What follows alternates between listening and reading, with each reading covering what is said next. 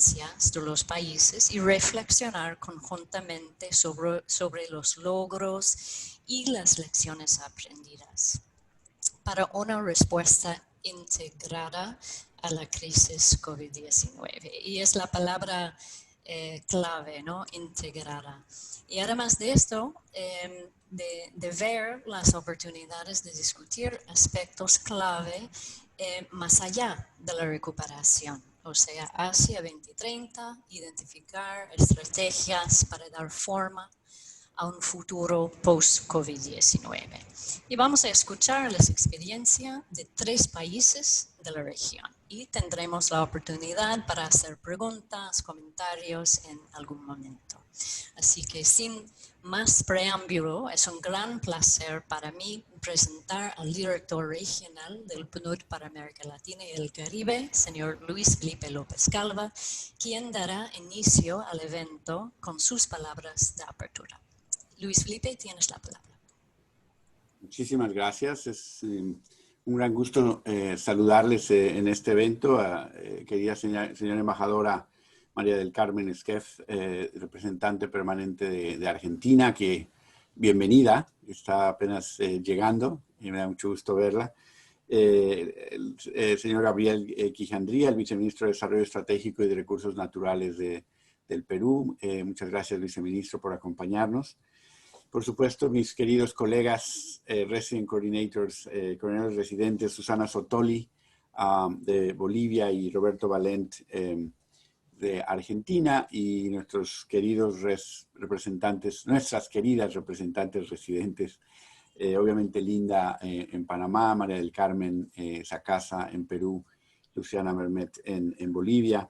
Y bueno, a todos los colegas del sistema que están acompañándonos, veo un número bastante importante de personas conectadas. Estamos llegando casi a 90, lo cual nos da mucho gusto, y efectivamente es para conversar un poco sobre la respuesta coordinada al COVID, el papel del PNUD, pero siempre como apoyo a los equipos de país y como sistema de Naciones Unidas. Por eso la importancia de tener a los coordinadores residentes con ejemplos específicos de países donde creemos que hubo experiencias de las que podemos aprender. Yo quisiera iniciar, si me permiten, en no más de 10 minutos compartiendo una visión muy general de cómo vemos desde el PNUD un poco la situación de COVID. Algunas de estas ideas que presentaré han sido ya discutidas en otros foros, pero nos parece importante un poco tomar una mirada general a la situación de COVID y de la respuesta. Y con eso dejamos el contexto para pasar a las experiencias concretas. Muy brevemente sobre el contexto y las secuelas, después algunos principios básicos que se proponen desde el PNUD y después el camino hacia adelante. En términos del contexto, sabemos que la primera y la segunda fase, en términos, la idea era controlar la pandemia, recuperarnos económicamente de la recesión y llegar a una nueva normalidad. Seguimos de alguna manera atrapados entre esta primera y segunda fase, en donde realmente no sabemos cuándo podrá haber una nueva normalidad. En parte dependerá del desarrollo de una vacuna, pero realmente seguimos en una situación complicada desde el punto de vista sanitario, pero también ya con efectos muy fuertes desde el punto de vista socioeconómico. Es la evolución de casos de COVID. Si vemos aquí a Latinoamérica, en esta parte del círculo, estos son los casos totales y estos son los casos por 100,000 habitantes. Y lo que cabe destacar aquí quizás es que a pesar de que tenemos ya un número acumulado muy grande de casos, en algunos países se ha estabilizado el número de casos, pero en la mayoría no ha realmente bajado. Seguimos teniendo casos diarios muy altos. Entonces realmente no podemos hablar de que la crisis sanitaria está bajo control. Y si vemos la consecuencia más grave de esta crisis, que son las muertes por esta enfermedad, seguimos teniendo como Latinoamérica y Caribe, sobre todo Latinoamérica, algunos de los países en la lista de los países con mayor número de muertes por COVID. Entonces, realmente, como siempre decimos, Latinoamérica está sobre representada en las muertes de COVID, contribuyendo alrededor del 35% en el mundo, lo cual sobre representa a nuestra región de manera muy importante. Entonces, no hemos controlado realmente el contagio aún y no hemos podido tener los instrumentos para funcionar el gobierno como comprador de última instancia vía fiscal, si bien ha habido respuestas muy importantes para poder mantener los niveles de bienestar de los hogares a través de transferencias y tratar de mantener el empleo. El último Consensus Forecast de septiembre marca, primero, este es el efecto del segundo trimestre del año. Esto es para que nos demos una idea. El segundo trimestre fue la parte más profunda del choque sanitario y podemos ver la contracción tan fuerte que tuvieron los países en ese segundo trimestre, que en el acumulado, si vamos al Consensus Forecast, tenemos contracciones alrededor del 10-11% para varios países, y para Latinoamérica el Consensus Forecast está alrededor de 10% en total, lo cual es una caída muy, muy fuerte. Caídas obviamente esto se refleja caídas en el empleo, con particular impacto sobre el empleo de las mujeres, que es algo que tenemos que tener mucho en cuenta. Entonces es una crisis que ha tenido un impacto sobre sistemas de salud y seguridad social, sobre los sistemas educativos, sobre los mercados laborales, obviamente sobre la situación fiscal y la configuración de la protección social, y muy importante, está teniendo un impacto sobre la relación de confianza entre gobierno y ciudadanos. Algunas de las secuelas con las que vamos a tener que coexistir y tenemos que ver cómo reaccionar a ellas. Saldremos de esta situación con un mayor nivel de endeudamiento, sin duda. Ya Latinoamérica tenía niveles de endeudamiento importantes y vamos a salir probablemente con niveles de deuda cercanos al 80% del PIB en promedio, lo cual son niveles bastante altos y habría que manejar esa deuda. Vamos a salir con muchos impactos en el aspecto educativo. Tenemos en nuestro más reciente artículo que se publicó junto con UNICEF, donde vemos el impacto, ahí tenemos el dato de los 144 millones de estudiantes que están ya casi 5 meses sin asistir a la escuela, y de manera muy heterogénea aquellos que han podido mantenerse vía virtual, pero sabemos que eso ha llevado a enormes brechas y desigualdades que probablemente se van a manifestar, de acuerdo al Banco Mundial, entre 20 y 25% de reducción en los salarios de esta generación, dado el impacto que está teniendo sobre el capital humano, obviamente con gran heterogeneidad. Para algunos el impacto será menor porque han podido mantenerse en línea, pero para muchos el impacto será muy fuerte en sus posibilidades de generación de ingresos futuras por la destrucción de capital humano. Y el impacto en pobreza, que este es el artículo reciente de Nora Lustig y coautores, donde vemos que afortunadamente la reacción de los países está ya teniendo un efecto para mitigar el impacto sobre la pobreza, de manera muy importante en Argentina, en Brasil, en Colombia. En México realmente no ha habido una reacción tan proactiva, entonces no hay un efecto importante, pero vemos que ya las acciones de política pública, y qué bueno que vamos a tener ejemplos en un momento, están ya rescatando, digamos, mitigando el efecto y rescatando algunos hogares que podrían estar cayendo en pobreza. Cierro con algunos principios para la recuperación que hemos propuesto desde el PNUD. Al ser un choque sistémico, la respuesta tiene que ser sistémica y lo vemos como un tema de gobernanza. Tenemos que salir de esto con una gobernanza fortalecida, pero para eso tenemos que tomar acciones concretas. Se van a tener que aceptar en el mediano plazo déficits fiscales más altos y los mercados tendrán que aceptarlo de esa manera, los mercados financieros. El tema es que tiene que haber planes fiscales de mediano plazo que sean creíbles para poder sostener estos déficits fiscales más altos, y se van a requerir soluciones innovadoras de financiamiento de organismos multilaterales y de la comunidad internacional en general. Como ustedes saben, en el marco de respuesta del Sistema de Naciones Unidas al COVID, la respuesta humanitaria ha sido coordinada por OCHA, la respuesta de salud por la Organización Mundial de la Salud, y en el caso de Latinoamérica, la Organización Panamericana de la Salud, y la respuesta socioeconómica con liderazgo técnico del PNUD. Estos son, de manera muy resumida, lo que le hemos llamado la oferta 2.0 del PNUD. Hay 4 pilares centrales de la respuesta sistémica, como lo decíamos en el momento, la parte de gobernanza efectiva, mejorar la capacidad de los gobiernos de llegar a ciertas poblaciones. Tenemos que tener mejores ámbitos de diálogo social para reducir la potencial conflictividad que puede surgir de este tema y distintas áreas en la parte de gobernanza.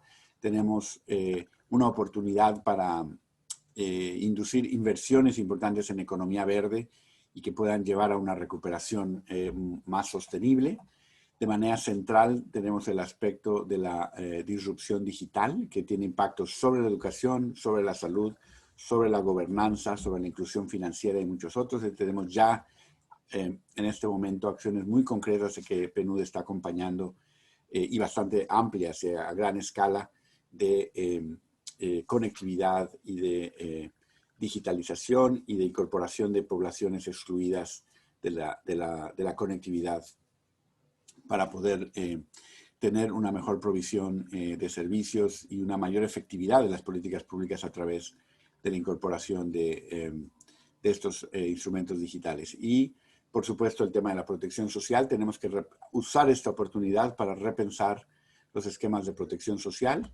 Como principio general, digamos que la crisis nos puede dar una oportunidad para revertir el sesgo estructural en contra de la formalidad y tratar de salir de aquí con un principio, como lo hemos insistido, de universalidad. Yo creo que esa es la palabra clave. Tenemos que salir con sistemas de protección social que tengan como principios la universalidad, la inclusión, la sostenibilidad fiscal.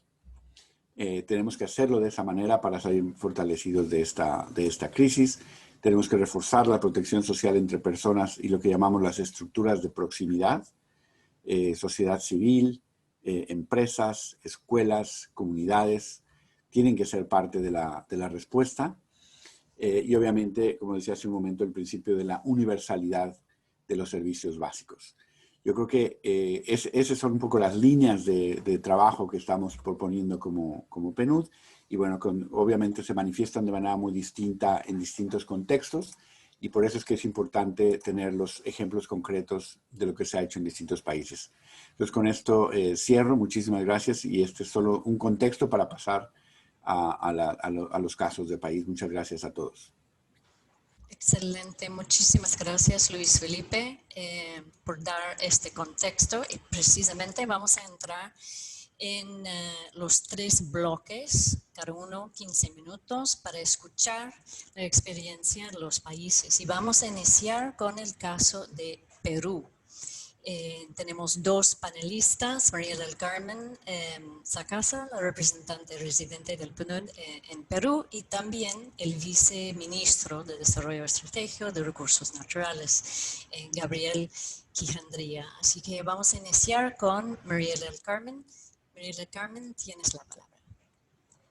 Muy buenos días con todos y todas. Muchísimo gusto por estar aquí. Un saludo especial al viceministro de Ambiente y Desarrollo de Perú.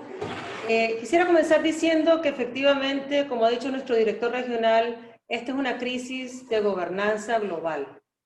Y como respuesta, desde el PNUD estamos apostando a una gobernanza efectiva, a una gobernanza que permita protección social, economía verde y, por supuesto, disrupción digital.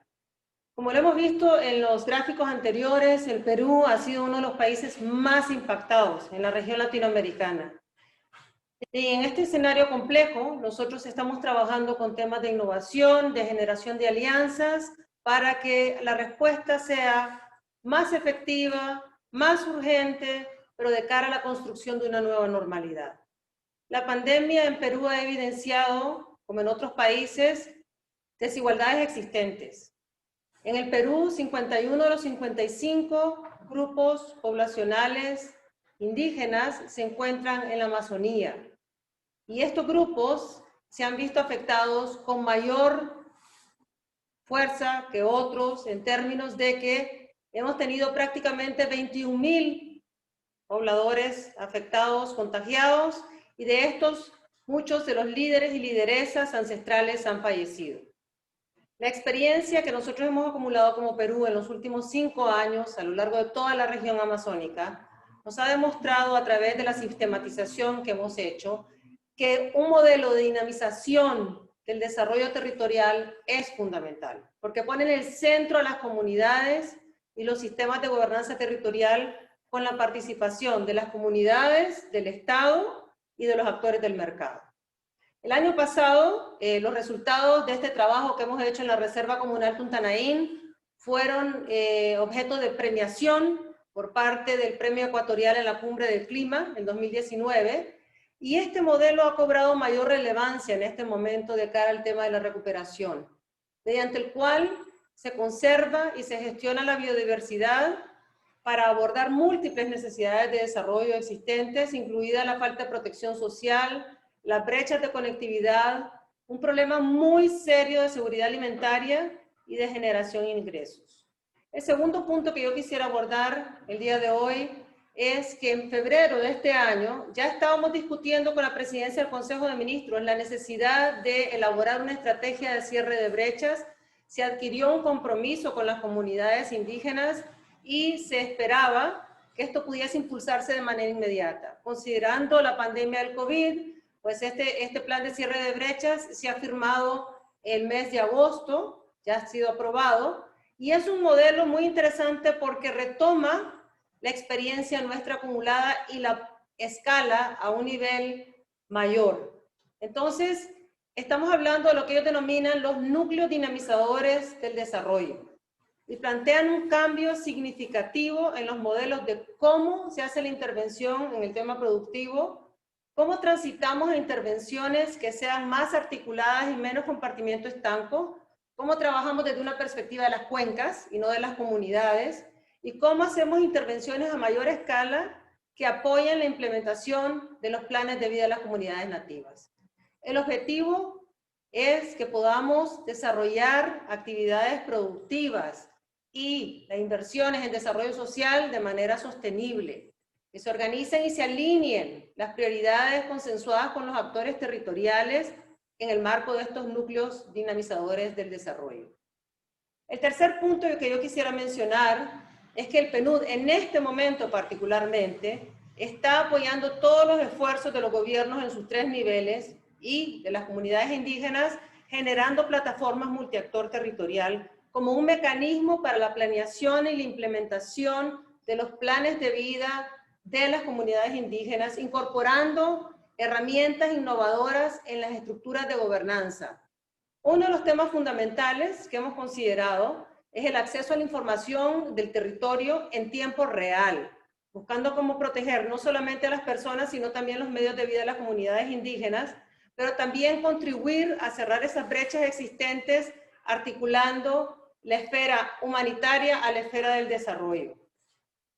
Un segundo punto dentro de este es que estamos estableciendo puentes entre las instancias del Estado que ya tienen presencia en el territorio. Y ahí debo destacar el papel fundamental del Ministerio de Ambiente, porque ha sido uno de los impulsores de esta articulación. Lo tercero que quisiera decir en este ámbito es que las propuestas y la coordinación se nutren de los conocimientos ancestrales tradicionales. La capacidad de monitoreo de las comunidades más dispersas se ha habido exacerbado. Y las brechas de conectividad han sido suplidas de una u otra forma por la empresa privada. Ha participado extensamente la empresa privada.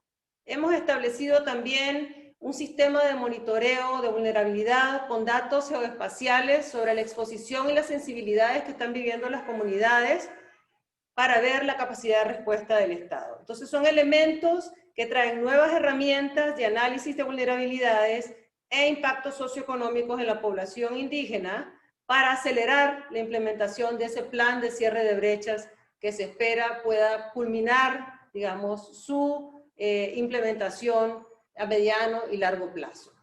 En el marco de este plan de cierre de brechas, se espera una inversión significativa y una alineación de aproximadamente $1.500 millones y que pueden responder y priorizar a las necesidades de 729 comunidades indígenas, que es casi un tercio, ¿no?, del total en Perú, y que están en un área equivalente al tamaño de Ecuador. En los próximos meses inmediatamente vamos a trabajar con la preparación de los planes de vida, el fortalecimiento de las actividades económicas y medios de vida, la canalización de soporte técnico y financiero en la economía local y la alineación de los flujos financieros y los programas de inversión social y económica.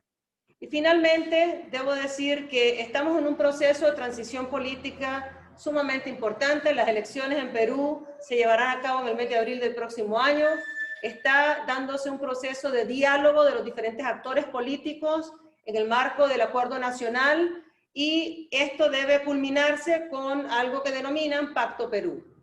Son acuerdos comunes y esperamos que el plan de cierre de brechas sea tomado en consideración dentro de las estrategias definidas para que podamos realmente ir más allá de la recuperación y que nos lleve, ojalá, a la consecución de los objetivos de desarrollo sostenible. Muchísimas gracias. Muchísimas gracias a ti, María del Carmen. Muy interesante y varios puntos, bueno, resuenan también en Panamá. Yo puedo decirles este énfasis sobre gobernanza, desarrollo territorial y también renegociar, digamos, el pacto social. Estamos en eso también. Bueno, me gustaría dar la palabra al viceministro para complementar desde la perspectiva del gobierno. Gracias, tiene la palabra. Muchas gracias, Linda, y muchas gracias por la invitación para acompañarlos el día de hoy en este panel. Nosotros del Ministerio del Ambiente estamos trabajando muy de cerca con PNUD y con otras agencias de desarrollo, fuentes de cooperación que nos apoyan en ver cómo lograr que la naturaleza sea parte del toolkit, de la caja de herramientas que nos permita salir de la situación actual en la que estamos. O sea, nosotros tenemos una concepción clara acerca de la necesidad de poder desplegar el poder de la naturaleza a través de lo que el IPBES llama las contribuciones de la naturaleza para las personas, como parte del impulso de reactivación económica, pero además del impulso para cambiar el modelo, para salir del modelo que nos llevó a esta situación. Ese modelo que en muchos casos nos hemos olvidado un poco, estaba en cuestión. Antes de la pandemia estaba en cuestión políticamente por las situaciones que estaban ocurriendo en varios países de la región. Las situaciones en Chile, las situaciones en Colombia, bueno, los 4 años de estar metidos dentro de una licuadora que hemos tenido nosotros en el Perú, que un poco los adelantó María del Carmen, que hacían ver que el modelo había llegado a su límite, que estábamos ya en una situación en la cual se necesitaban tomar decisiones y cambiar la forma de hacer varias cosas, pero sobre todo de vincularlos con la naturaleza. O sea, entender que la situación que el COVID ha generado es una situación que tiene un determinante ambiental detrás, que está asociado a la destrucción de los ecosistemas, y ahí conecto con lo que Luis mostraba como parte de sus principios, esa destrucción de los ecosistemas muy vinculada, por ejemplo, a altos grados de informalidad en los países, ¿no? Pues mucha de esa actividad vinculada a la extracción ilegal de oro, a la extracción ilegal de madera, está asociada a esta informalidad, a esta presencia de la economía ilegal en nuestros países, que entendemos que es una oportunidad de hacerle frente. O sea, y en ese sentido entendemos que la situación actual, la situación crítica actual y el proceso de reactivación que se requiere, tiene que ser una oportunidad para no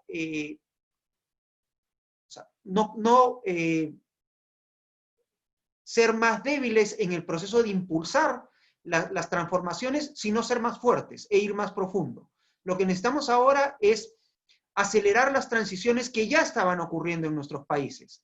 Todas estas discusiones sobre cadenas productivas libres de deforestación, todas estas discusiones sobre electromovilidad, sobre la incorporación de energías renovables en nuestras matrices energéticas, que ya estaban en camino. O sea, no son cosas nuevas. O sea, son cosas que estaban ocurriendo, pero tal vez no a la velocidad o a la profundidad necesaria, ahora tienen que correr y tienen que ir más dentro, o sea, tienen que insertarse en la piel, tienen que insertarse en la discusión profunda, en la discusión estructural. Y en el caso peruano, como señalaba María del Carmen, tienen que estar absolutamente instaladas en la discusión electoral, en la discusión que se nos viene ahora mismo sobre cómo vamos a reconstruir un país que, como se ha mostrado en las estadísticas, ha sido fuertemente golpeado por efecto del COVID, y que tiene que aprender que esta además es una oportunidad para entrenarse frente a retos como el cambio climático, que no ha dejado de existir y que no ha dejado de ser una amenaza, a pesar de que estamos, pues, en este momento frente a esta pandemia grande. Y creo que también la situación actual permite o ha permitido espacios de diálogo nuevos, o sea, empezar a salir de la caja, empezar a pensar en nuevas soluciones distintas, ¿no? O sea, inversiones en conservación, por ejemplo. Recientemente han salido publicados estudios del Ocean Panel o de la campaña por la naturaleza que demuestran, pues, que la inversión en conservación rinde en promedio 5 veces, o sea, $5 por cada dólar invertido. Son inversiones de alta rentabilidad, por las cuales hay que apostar y que tienen que estar nuevamente incluidas dentro de ese paquete de reactivación que los países lancemos, porque además ese tipo de inversiones son inversiones que llegan al sitio, llegan al lugar donde están las comunidades locales, donde están las comunidades nativas que han sido fuertemente impactadas por estas crisis, y que muchas veces no reciben, pues, beneficios de otros tipos de inversiones más tradicionales. Entonces, necesitamos poder desarrollar estos nuevos modelos de negocio con un nuevo sector privado, con un sector privado que tenga una visión distinta, que esté dispuesto a comprarse la apuesta y a asumir el costo de transacción de trabajar con las comunidades, de trabajar nuevos modelos donde el tema de sostenibilidad ambiental esté muy presente.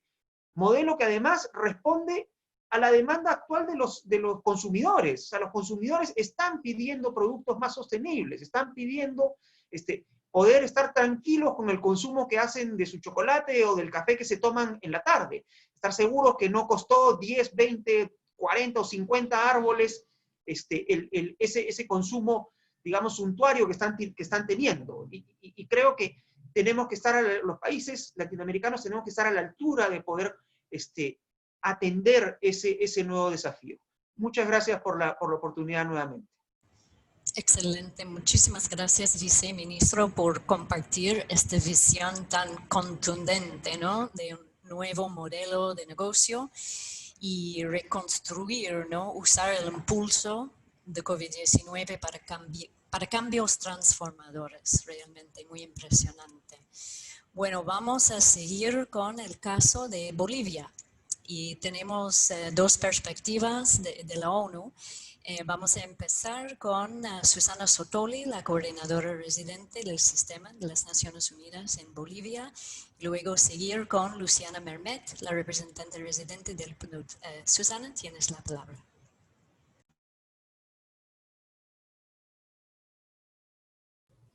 Muchas gracias, Linda. Muchas gracias por la invitación, Luis Felipe y equipo. Un saludo muy cordial a todos y todas nuestras colegas y de los diferentes países. Muy agradecida de poder compartir en este espacio el caso de Bolivia. Ya como hemos escuchado en la introducción, en numerosos países de esta región y del mundo, la pandemia desató crisis políticas, de gobernabilidad, acentuó disparidades estructurales preexistentes y abrió espacios para empezar a configurar una nueva normalidad a través de políticas públicas y acción ciudadana. Pues en el caso de Bolivia, la pandemia encontró al país con una severa crisis económica, política y social ya instalada, desde aproximadamente fines del año 2019, especialmente en el ámbito político, con un gobierno de transición que inesperadamente se tuvo que hacer cargo de administrar los momentos más álgidos de la pandemia y donde los espacios para constituir una nueva agenda de políticas públicas son apenas emergentes e influenciados por el ciclo electoral que tendrá su hito principal el próximo 18 de octubre con elecciones presidenciales. Este contexto ha hecho que las presiones sobre una institucionalidad muy debilitada haya tenido un impacto significativo en las dinámicas políticas, sociales y económicas. A pesar de que el país adoptó medidas oportunas y relativamente tempranas para hacer frente a la pandemia, estas no lograron impedir un crecimiento exponencial de casos, impactos desbordantes en el sistema sanitario, en el ingreso de las personas, en el ciclo productivo, y ha evidenciado obviamente las falencias o limitaciones de los sistemas sociales. La paralización económica por el confinamiento, que fue una de las medidas más tempranas introducidas en el país, trajo pérdidas considerables en términos laborales, destrucción parcial o incluso total de emprendimientos, y por tanto un impacto global que lleva a denotar que esto tiene múltiples dimensiones: política, social, sanitaria, económica, en fin, una crisis de desarrollo. En este contexto, el Sistema de Naciones Unidas desarrolló un conjunto de análisis técnicos que culminaron en un assessment, en un diagnóstico que intentaba identificar la dirección de los impactos del COVID, con énfasis en los 5 pilares que constituyen el marco de la respuesta del secretario general a los impactos del COVID, y que de alguna manera alimentan, digamos, la reflexión del Sistema de Naciones Unidas frente a este contexto conjuntamente con nuestros socios del desarrollo. Nuestra propuesta para compartir en el día de hoy es la siguiente. Luciana va a presentar algunos puntos resaltantes de este diagnóstico que contó con el liderazgo técnico del PNUD. Y este diagnóstico, como decía, alimentan una serie de recomendaciones que tendré el agrado de compartir brevemente hacia el final de la presentación de Luciana. Agradezco nuevamente la invitación, estamos muy contentos de poder compartir este caso de Bolivia, y Luciana, por favor, te cedo la palabra. Gracias. Linda, tomo la palabra.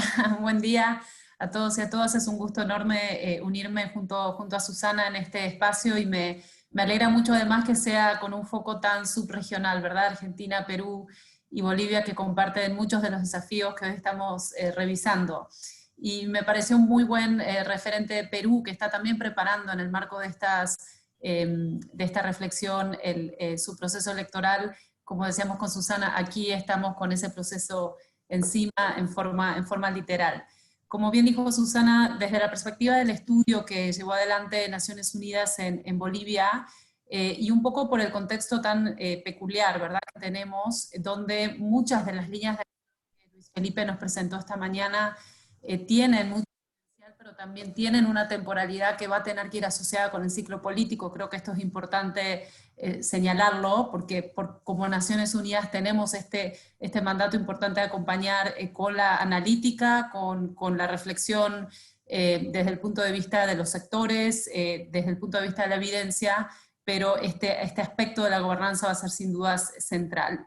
3 grandes temas que surgieron como hallazgos centrales de nuestro estudio, de nuestro análisis, y creo que Susana los introdujo de manera muy clara, que han tenido que ver con las medidas, digamos, vinculadas a oferta y a demanda, ¿verdad? Las medidas del shock en la oferta. Claramente todos los países tuvimos medidas de restricción que generaron shocks en la oferta, y por otro lado, en la demanda por producto de la disminución del consumo de los hogares. Esto es algo que ha sido el eje central en nuestro análisis. Desde el punto de vista de las crisis, Susana habló de crisis de desarrollo, y hay 3 grandes áreas que hemos mirado, como una crisis de carácter sociopolítico se complejizó con una crisis desatada por estos shocks de oferta y demanda de carácter económico, y cómo esto también se vio reflejado en términos de provisión de servicios básicos. Estas crisis han sido múltiples. En nuestro estudio documentamos las interacciones entre estas diferentes dimensiones de crisis y cómo los impactos se retroalimentan. Un poco la lógica de mirar cuáles eran la fotografía de la cual partió Bolivia en términos de stocks de algunos de los capitales centrales que han sido impactados por la crisis, en particular capital humano, y cómo los flujos, digamos, pueden permitir orientar estas respuestas. Desde el punto de vista económico, Bolivia, al igual que muchos países de la región, finalizó en 2019 un periodo de gran crecimiento económico, de hecho el periodo de mayor crecimiento en su historia económica moderna, y con los pronósticos de caída, ya Luis Felipe los presentó, pero Bolivia está con una caída del 6 puntos porcentuales en su PIB, esto es el consenso. Lo más interesante desde la perspectiva de nuestro estudio es las avenidas de recuperación respecto de este crecimiento que están documentadas, y cuál va a ser la forma de la recuperación.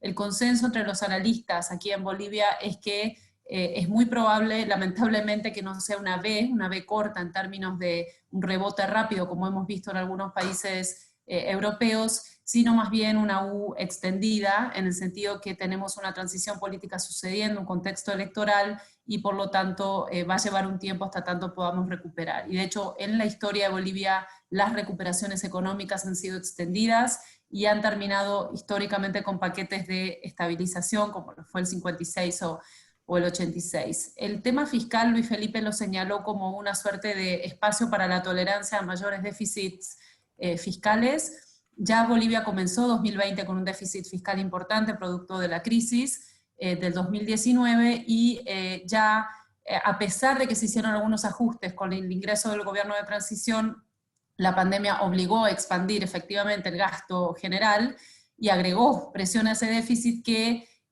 se espera que continúe siendo alto. Esto va a aumentar por la caída de ingresos naturalmente, y también va a venir dado por el aumento en el gasto corriente, y pensamos que la inversión pública podría ayudar a amortiguarlo un poco. Algo importante que miramos en el estudio ha sido cuáles fueron las reacciones de los diferentes sectores en términos de la actividad económica, de cómo pasamos, cómo fue empeorando, digamos, la actividad económica en los cortos meses, y esto es parte, digamos, de los impactos, ¿no? La temporalidad tan apretada en términos de los impactos que hemos visto en hogares. El PNUD para el estudio llevó a cabo 2 encuestas, una encuesta a micros, pequeñas y medianas empresas y una encuesta a hogares, en el marco de la metodología de los impactos socioeconómicos, y ya vimos, hicimos algunas mediciones con caída, hubo 61% de afectación del empleo general, 64% para los cuentapropistas y 58% del empleo informal, lo cual ya denota la dimensión de la paralización económica que ha habido en el país.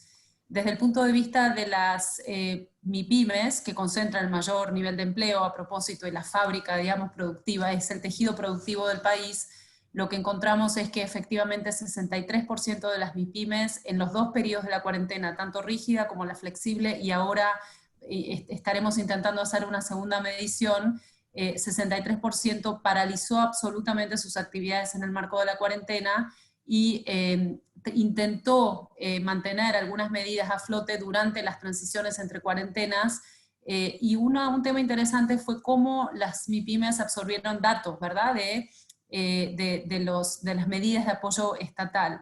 Hubo algunas medidas de forma discreta, tal vez no con sistemas tan integrales, y creo que ese es uno de los hallazgos que Susana luego reflejaría. El tema social, la preocupación más grande tiene que ver con las limitaciones en la respuesta sanitaria, un marco institucional complejo, fragmentado y con muy baja capacidad adaptativa a las necesidades del perfil epidemiológico que trajo COVID, muy baja cobertura en términos de seguros de salud, tanto públicos como privados, y una preocupación muy grande respecto de todos los estándares marcados por la Organización Mundial de la Salud y la Organización Panamericana de la Salud, donde solo para dar un ejemplo, las camas de terapia intensiva solo en el momento donde pega la pandemia cubrían un 38% de las necesidades, de las recomendaciones básicas o mínimas para atender estos cuadros. El tema de conectividad, de educación, no me voy a expandir mucho porque sé que el tiempo es corto, pero eso fue una de las preocupaciones más fuertes. Ya Luis Felipe en su gráfica sobre niños no participando de oportunidades educativas en 2020 demuestran que Bolivia está en una situación muy compleja y con más complejidad en términos de la fractura urbano-rural y accesos a servicios de conectividad en este sentido. Una preocupación enorme que tenemos en base a las proyecciones de pobreza, ya vimos lo que Nora Lustig ha presentado para algunos países de la región, pero tenemos estimaciones de la CEPAL, tenemos definitivamente caída o nuevos pobres en Bolivia. Bolivia ha tenido la capacidad de generar nuevos pobres en este contexto. La pobreza general se espera aumente en 4 puntos porcentuales y 2 puntos porcentuales la extrema, y esto definitivamente denota la necesidad de respuestas integrales. Un dato que surge de nuestra encuesta es que el 75%, y debe ser muy correlacionado con los contextos de Argentina y Perú o de la región para el caso. En nuestra encuesta hogares, el 75% de los hogares declaró haber sufrido pérdidas de ingresos en el periodo de la cuarentena. Ahora estamos haciendo más análisis para profundizar el uso de esta base de datos. Y las dos medidas mayormente utilizadas, que también nos dan mucho para reflexionar en términos de medidas de implementar para hacer coping, digamos, mecanismos de coping para la pérdida de ahorros, fue efectivamente el uso de ahorros, con lo cual los hogares se han descapitalizado, y la multiocupación, acceder a otras ocupaciones. Cierro sencillamente señalando que desde el punto de vista de la dimensión política, que es el tercer, digamos, factor que hemos analizado, en base a nuestro estudio de casos sobre cohesión social, que es un estudio realizado por el PNUD de América Latina y Caribe, Bolivia está en todos los indicadores que se utilizan para la construcción de este índice por debajo de la región. Hay gran vulnerabilidad institucional, fuertemente liderado, lo que empuja, digamos, este performance de Bolivia en este índice es muy bajo confianza en las instituciones, en los niveles educativos y la situación de informalidad. O sea que esto nos señala hacia dónde tenemos que empujar en estas estructuras y estrategias de recuperación. Lo voy a dejar ahí, le devuelvo la palabra a Susana. Muchas gracias por la invitación nuevamente. Con tu permiso, Linda. Sí, tienes Bien un minuto brevemente. más. Gracias.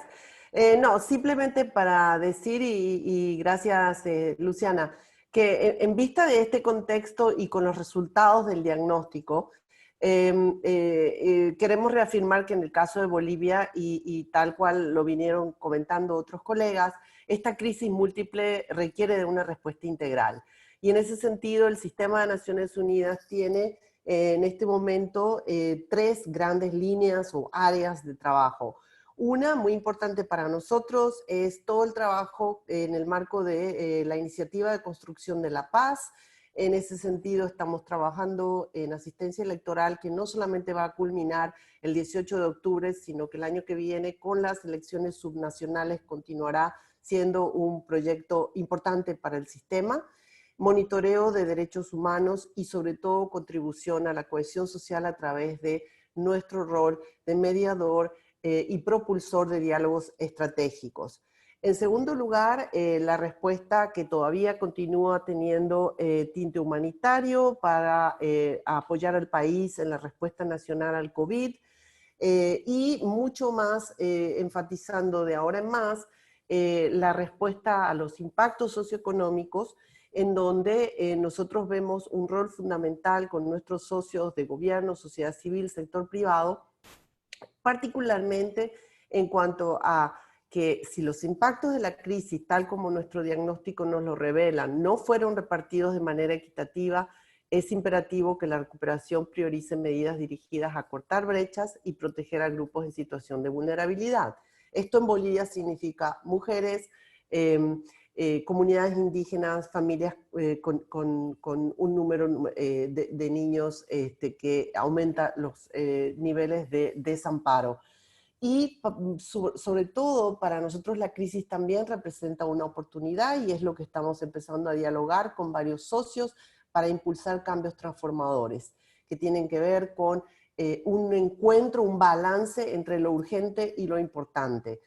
Temas como digitalización, economía verde, diversificación productiva y sobre todo un enfoque en reforma de la justicia que en Bolivia tiene mucho que ver con el abordaje a desigualdades, a polarización política y una construcción de la institucionalidad y de la cohesión social que en este momento dificulta abordar las urgencias y las prioridades porque el ambiente sigue estando muy convulsionado. Nuestro papel en Naciones Unidas, y en ese sentido es importante el rol que ha jugado el PNUD, es proveer la evidencia, aportar, digamos, el análisis que permita de alguna manera conectar esta tarea del desarrollo con nuestra tarea de construcción de la paz y, por supuesto, contamos con el apoyo de todos ustedes y aprender de todos los casos y colegas, no solo en esta sesión, sino en otros ámbitos. Muchas gracias. Gracias, Susana, Luciana, equipo Bolivia, por este análisis muy integrado, que habla no solo del impacto económico, sino también el impacto mucho más allá. Y me llama la atención también el énfasis en la institucionalidad, ¿no? Para la respuesta y también la recuperación, que es un tema muy importante aquí en Panamá también. Bueno, vamos al último bloque, que es el caso de Argentina, y vamos a iniciar con las palabras de la representante permanente de Argentina ante de las Naciones Unidas, María del Carmen Esquef, con otra perspectiva de un gobierno nacional. Embajadora, tiene la palabra. Está en mute. Embajadora, no se escucha.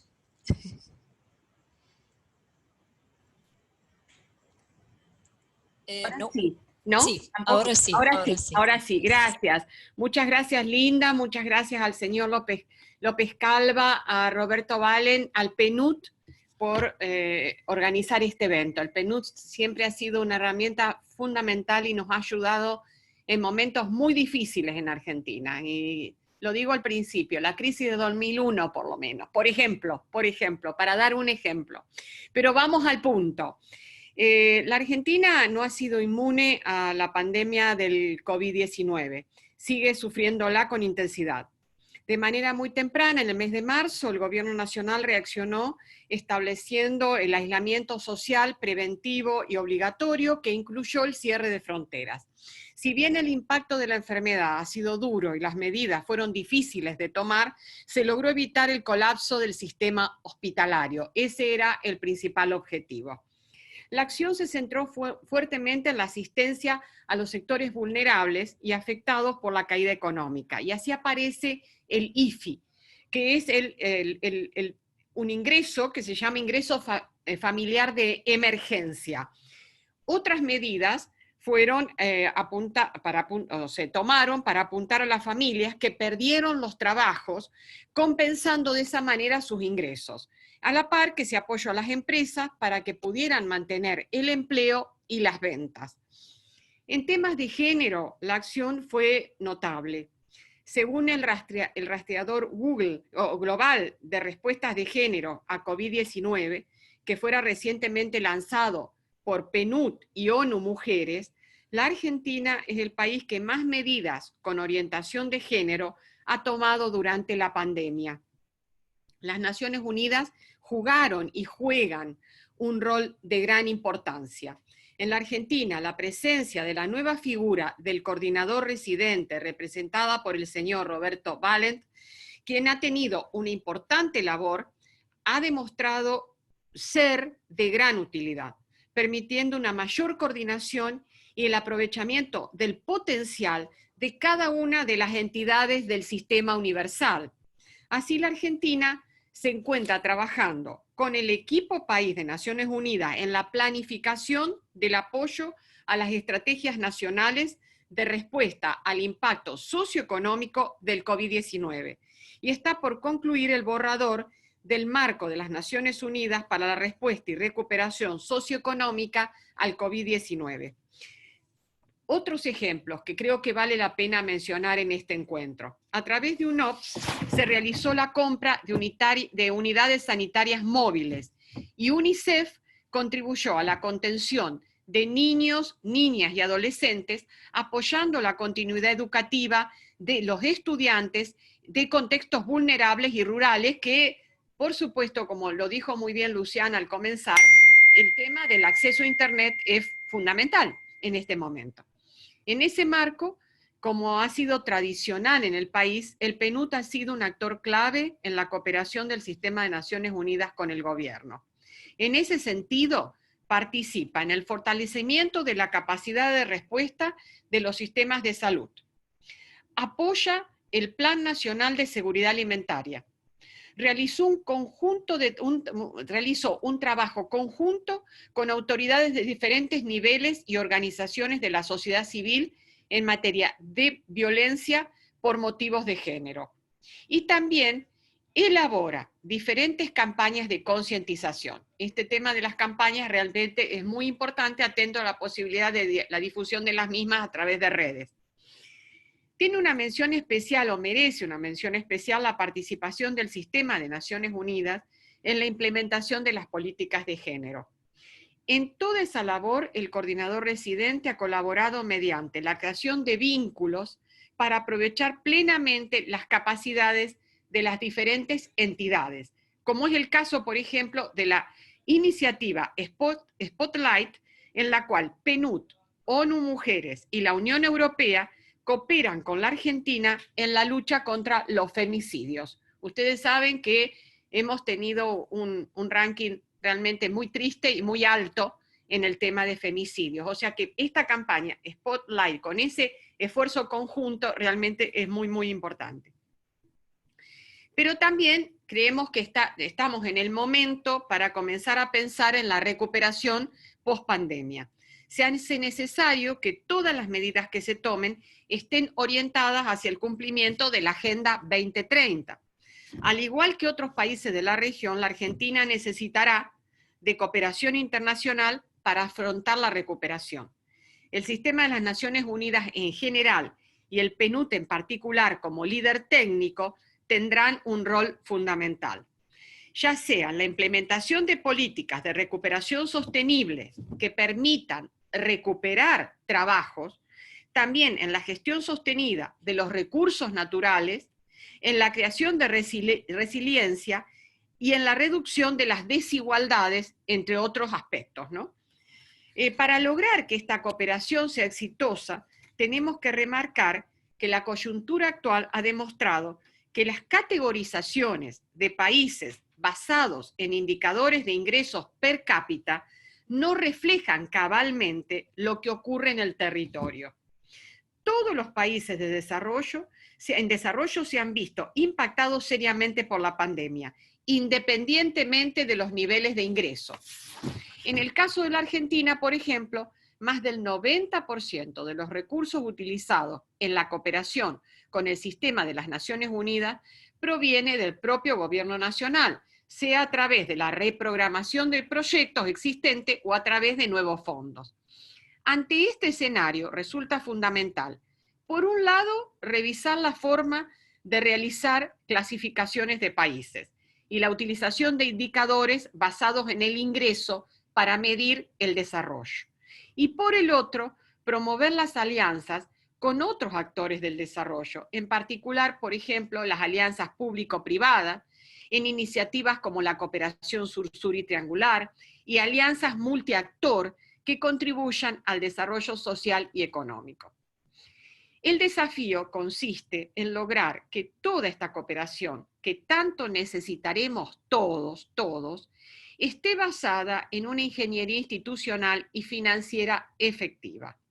Se hace necesario entonces que en la próxima resolución de la revisión cuadrienal amplia de políticas del sistema de desarrollo y en las juntas ejecutivas se ajusten los métodos de trabajo y se brinden al sistema múltiples herramientas que sean eficientes, flexibles y adaptables a cada situación. Es todo lo que podemos contribuir por ahora y les agradecemos mucho. Muchísimas gracias, embajadora. Muy impresionante también y me parece importante la recomendación de revisar la categorización, ¿no?, de los países, porque ver solo el agregado de los indicadores económicos se pierde mucho la matiz, ¿no?, en las desigualdades y el impacto de COVID-19. Y gracias también por hablar de género y el impacto diferenciado en términos de género. Vamos a nuestro último panelista, Roberto Ballant, para dar otra perspectiva sobre el caso de Argentina. Roberto, tienes la palabra.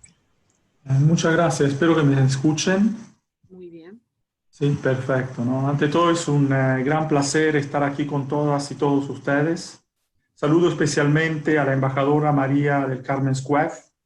Claramente me rinde mucho más fácil también mi ponencia, dado que ¿no?, todo de manera muy clara el contexto argentino y las políticas que se están avanzando para enfrentar la pandemia y la crisis actual.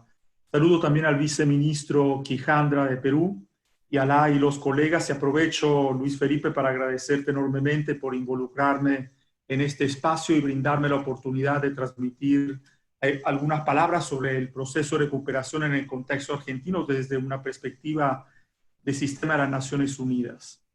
Ante de todo, es claro que la pandemia está teniendo un impacto directo en la economía y en los indicadores sociales más relevantes en el país.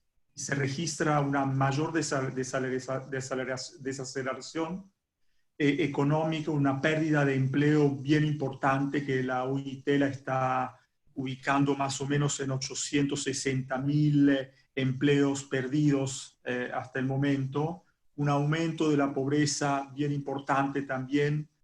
Ahora el INDEC, que es el Instituto Nacional de Estadísticas, estará en los próximos 2 días definiendo cuál es, de hecho, para este semestre el nivel de pobreza, y el país se encuentra de frente a nuevos retos en su ruta hacia el desarrollo sostenible, ¿no? En el sistema de las Naciones Unidas, claramente en Argentina, en apoyo a la respuesta del país ante el COVID, una respuesta que la embajadora Esquef ha claramente definido así como lo es una respuesta muy avanzada, muy desde un punto de vista de no dejar a nadie atrás y, como el presidente de la República dice, de empezar por los últimos para llegar a todas y todos, ¿no?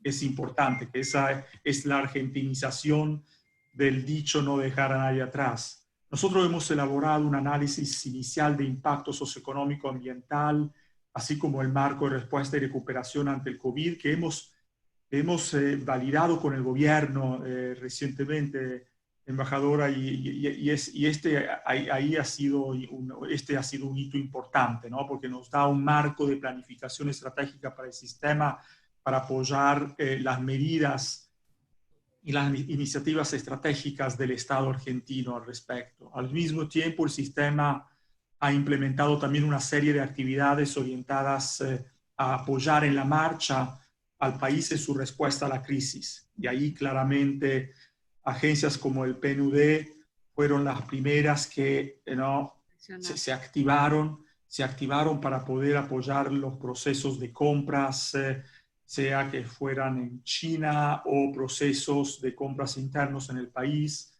la activación de medidas nacionales como la entrega de alimentos a la población en un contexto bien particular, ¿no?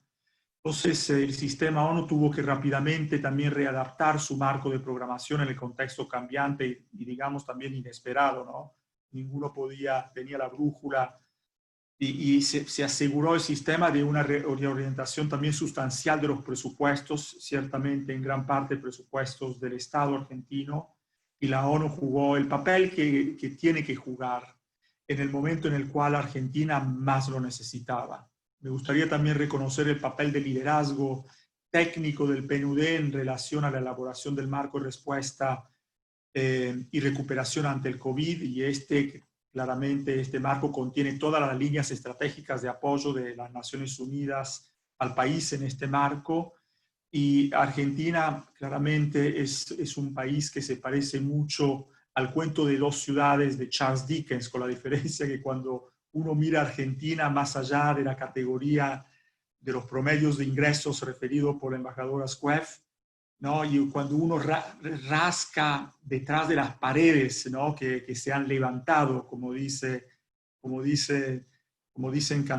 canciones argentinas, se ven varias Argentinas. De un lado, una que se parece a París, a Madrid, a Milano, ¿no? Y del otro lado, otras Argentinas con índices de desarrollo más similares a países menos desarrollados claramente en otros continentes. Argentina no es un país uniforme y la pandemia encuentra un país que ya ha sido afectado por retos socioeconómicos y 3 crisis que han sido declaradas por el presidente y por el Congreso, como la crisis alimentaria, la sociosanitaria y la económica de la deuda. El país también tiene profundas restricciones fiscales para atender a demandas básicas de la población y está en medio de una compleja negociación de su deuda externa. Y yo simpatizo claramente con el país en un contexto en el cual necesitaría tener acceso también a cooperación al desarrollo no reembolsable, ¿no? No se puede decir a los países que están en un contexto de endeudamiento insostenible, pero al mismo tiempo los procesos de endeudamiento continúan a crecer. Entonces Argentina claramente es un país de renta media alta, ¿no? Pero está lleno también de recursos humanos y naturales. Y por detrás de estas características hay enormes también desigualdades y graves desafíos sociales y económicos que enfrentar. Ahora Argentina está registrando hasta el día de ayer 49.851 casos de COVID, de los cuales más o menos 1.150, 1.200 muertes, fallecimientos y más de 14.700, 14.800 personas que se recuperaron. Buena noticia esta, pero hay todavía 30.000 personas que necesitan recuperarse. El gobierno también ha introducido las medidas de las cuales, como el IFE, el ATP, medidas rápidas y contundentes para tratar de amortiguar los impactos socioeconómicos y sanitarios ante la pandemia, ¿no? Y ha sido exitoso en este sentido. Estas medidas de amortiguación, ¿no?, han permitido a empresas a continuar produciendo, ¿no?, ha permitido a gente, ¿no?, a continuar comiendo, ¿no? Argentina tiene la capacidad de producir alimentos para 400 millones de personas, pero hoy en día el gobierno está obligado a brindar asistencia alimentaria a 11 millones de ciudadanos y ciudadanas, o sea, un cuarto de su población. Y en la segunda mitad del 2019, mientras la pobreza afectaba al 53% de la niñez y de la adolescencia, esta escalaría al 63% a fines del 2020. Cuando se busca de construir mejor y allanar el camino para transformaciones reales y positivas, las iniciativas de la ONU, como se han descrito en el marco de respuesta y recuperación, son solo parciales y lo que haremos, lo que hacemos y lo que debemos hacer. Necesitamos estar a la escucha del gobierno, apoyar el Estado en sus iniciativas que están destinadas a expandir la red de protección social, fortalecer los programas intensivos de empleo y apoyar técnicamente a mujeres y jóvenes emprendedoras en pequeñas y microempresas. Necesitamos trabajar con el gobierno para fortalecer toda la institucionalidad en un país continente con 24 provincias, algunas de las cuales son más grandes que España. Entonces, tenemos al mismo tiempo, el sistema está apoyando procesos de diálogo liderados a nivel nacional entre diferentes sectores, como el sector de los gremios económicos privados, sindicatos, ¿no?, en el marco de la tripartita con la OIT, con el objetivo también de apoyar la búsqueda de políticas inmediatas a demandas urgentes y un marco de acuerdos básicos y consensos sobre el camino que tiene que percorrer el país, ¿no? Para ir terminando, Argentina requiere de 2 alianzas fundamentales, ¿no? Desde el punto de vista del frente externo, una alianza con la comunidad internacional, ¿no? El secretario general ha sido muy claro que estamos todos en la misma dimensión, estamos todos en la misma olla. Entonces, países como Italia han recibido ayuda y cooperación de parte de países como Cuba, como China, lo mismo ha sido el caso de España o de Gran Bretaña. Aquí no hay que mirar los bolsillos de los países y los promedios de sus ingresos, lo que hay que mirar son las necesidades y mirar más claramente las desigualdades y las distintas realidades al interno de los países. También el país necesita ya más, desde la perspectiva del frente interno, necesita construir un consenso sólido para diseñar e implementar iniciativas de desarrollo de mediano y largo plazo y reenfocar su modelo de desarrollo socioeconómico, ¿no?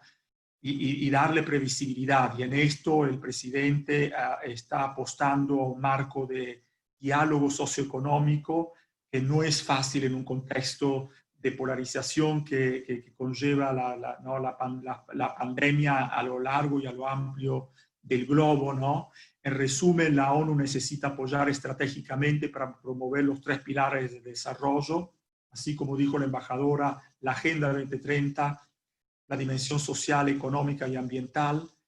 La ONU es una maquinaria impresionante, ¿no? que ofrece una cartera de programas de aproximadamente de $300 millones por año. Sin embargo, va a requerir, la ONU necesita apoyar a que Argentina se convierta en una maquinaria impresionante para brindar bienestar a su pueblo en forma de ganancias y beneficios socioeconómicos y ambientales, abordando las desigualdades que son apremiantes y abrumadoras.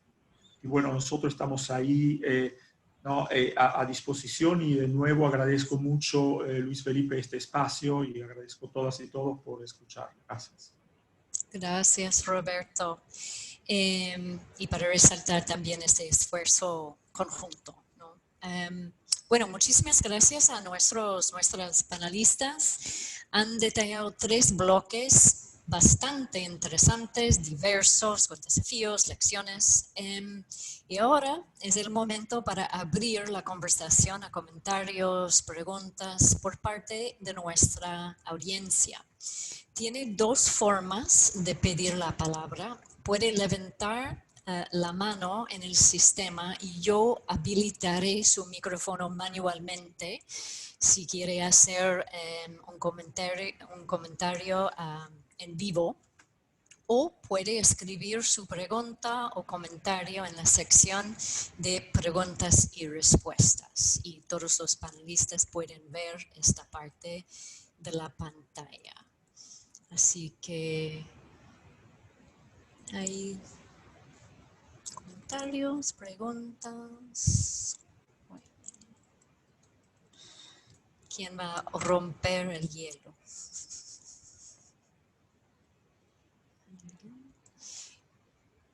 Bueno, yo tengo una pregunta, si me permiten, y es para, mientras tanto, para aprovechar de la presencia de nuestros colegas de los gobiernos nacionales, ¿no? Es un poquito entender con tantas prioridades, con este análisis del impacto tanto complejo, cómo están manejando la priorización de las prioridades.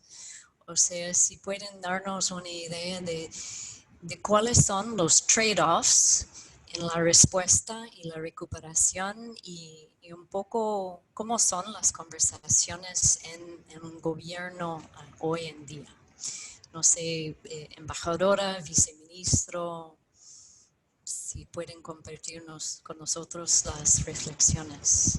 Sí, viceministro, por favor. A ver, en el caso nuestro puedo hablar de una situación concreta, ¿no? Por ejemplo, se estuvo discutiendo, se han estado discutiendo algunas medidas de reactivación vinculadas al tema fiscal, ¿no? Y nosotros, por ejemplo, pudimos lograr que se introdujera una reducción del periodo de depreciación para autos eléctricos, para empresas que decidieran hacer inversiones utilizando los recursos de estos fondos de reactivación, ¿no? Que esa depreciación pudiera ser más rápida en el caso de que decidieran que esta inversión de recuperar capital o de recuperar capital de trabajo fuese hecha aplicando tecnología eléctrica o tecnología híbrida en los sistemas de transporte, ¿no? O sea, aprovechamos esta oportunidad que se abrió para empujar, digamos, un tema que veníamos discutiendo hacía buen tiempo, pero que no terminaba pues de cuajar, digamos, en la discusión con el Ministerio de Finanzas, ¿no? El COVID nos permitió tener ese espacio. Excelente, muchísimas gracias. Embajadora, y luego tenemos dos comentarios, preguntas en el Q&A, pero por favor, adelante, embajador. Espere. Organizado desde el Ministerio de Salud, donde hay una coordinación muy fuerte de todo lo que sucede. Esto se hace en función de la nación y las provincias. Ustedes saben que Argentina es un país federal, pero frente a la pandemia hay una articulación muy fuerte entre el gobierno federal, digamos, y las provincias. Esto fue muy importante. También hay un trabajo, una ayuda muy fuerte y una remuneración especial a aquellos que están trabajando en la protección de adultos mayores y en la asistencia de las personas que padecen COVID. Es decir, esas fueron medidas que se instrumentaron rápidamente.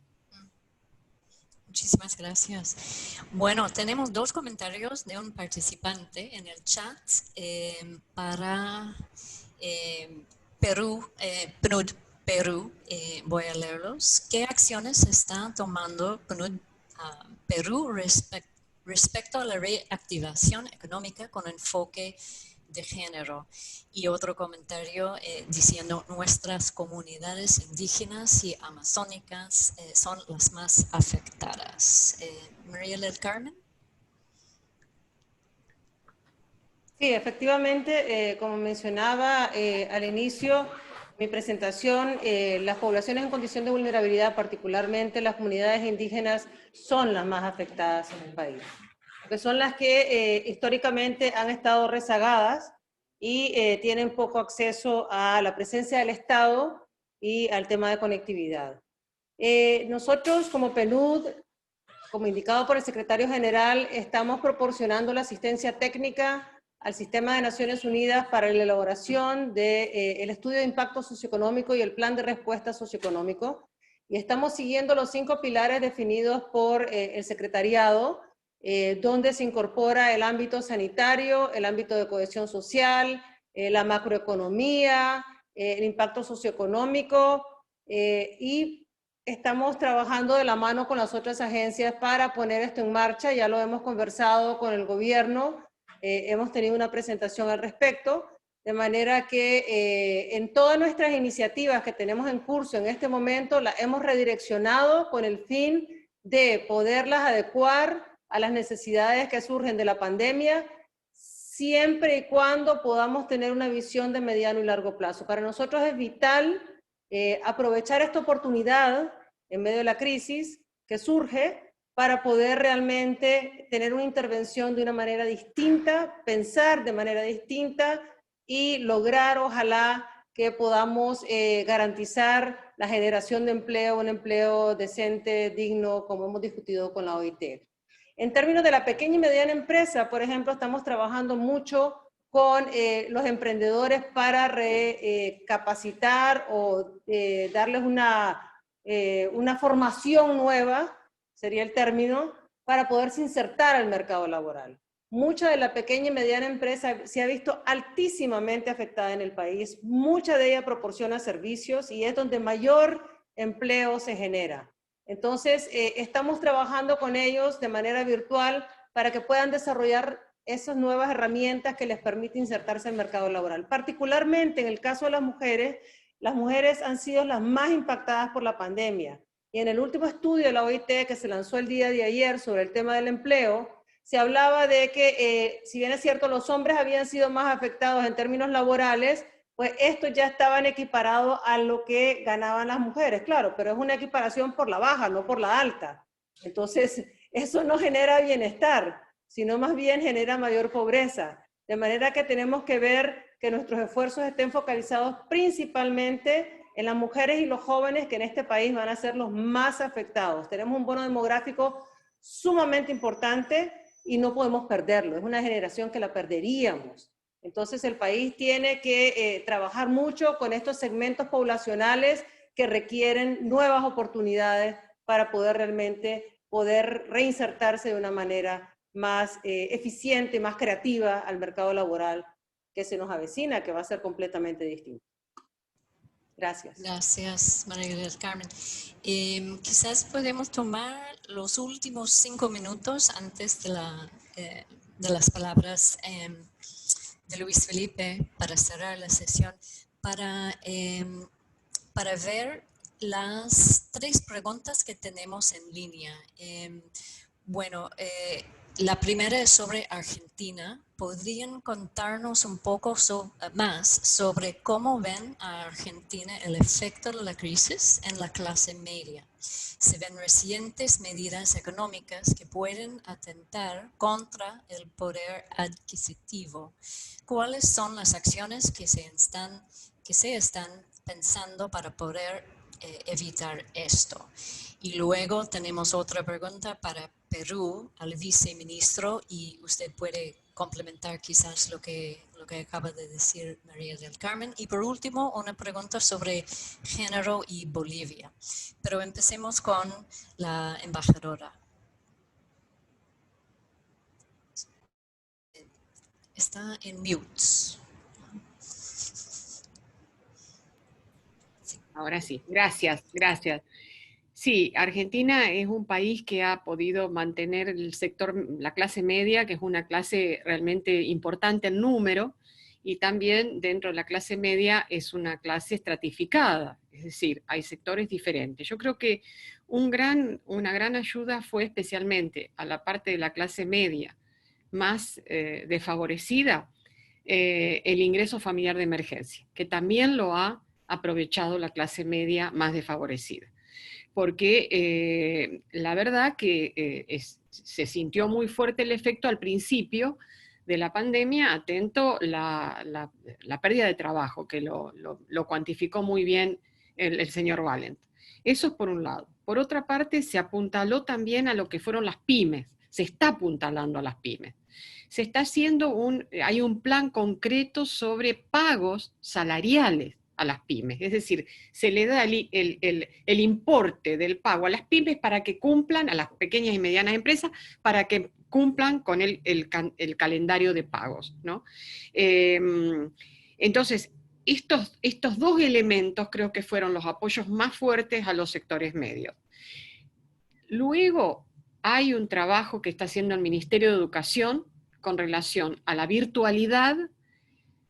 Hoy la enseñanza se está impartiendo por el sistema, por internet, y por lo tanto ha habido un apoyo desde el Ministerio de Educación a los sectores más desfavorecidos por tratar de brindar una mayor cobertura de red y que pueda llegar esto a una gran masa de población. Mire, yo quiero hacer mención a algo que fue un programa muy bueno de años atrás que se llamaba Conectar Igualdad. Y Conectar Igualdad había brindado a todos los niños de Argentina y adolescentes una laptop, una computadora.